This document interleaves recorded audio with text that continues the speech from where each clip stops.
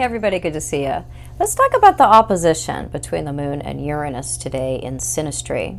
So this is a very interesting aspect because it tends to open a trapdoor in the moon person that the moon person didn't know was there.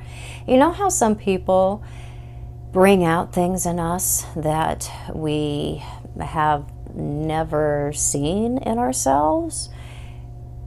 That's what the Uranus person can do when we have this opposition. So the moon person tends to have their most extreme behavior, feeling behavior, moon behavior. And look at the sign that the moon is in. That's what tends to be pulled out of them. And the Uranus person can encourage more of that by teasing, needling,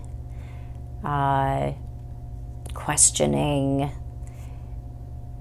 triggering, because that's what the Uranus person is. They are a massive trigger for unconscious, repressed feelings in the moon person. And the Uranus person is not aware of this. It's not like they're trying to do anything. They are just being who they are.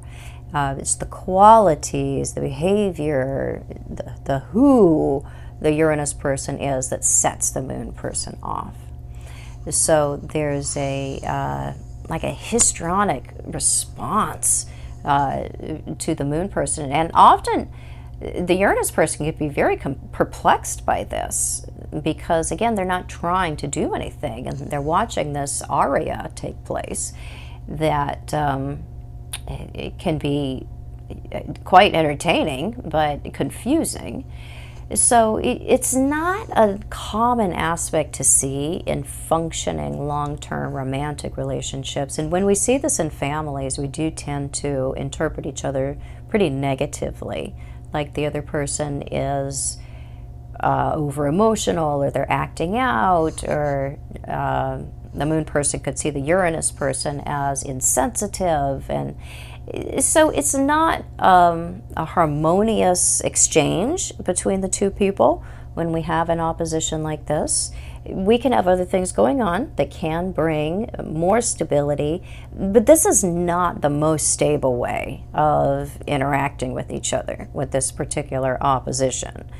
And the moon person can find that they're being triggered by the Uranus person is not resulting in what the moon is looking for within us, which is stability, sameness, to soothe ourselves, to have placid, calm waters. The waters are choppy as hell when we're around the Uranus person.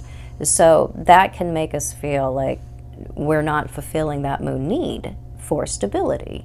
And if we are feeling destabilized by the Uranus person, oftentimes we aren't going to want to be around that. We are going to want to have a life where our moon behavior, our moon needs, can function with less stress. So it's not something that will keep a relationship from forming, but generally it is something that shows up, pretty early on into things, and we're going to have to evaluate, is this something that I really want to choose to negotiate? Because every relationship has some amount of poison. Every relationship comes with some poison. There are no perfect relationships.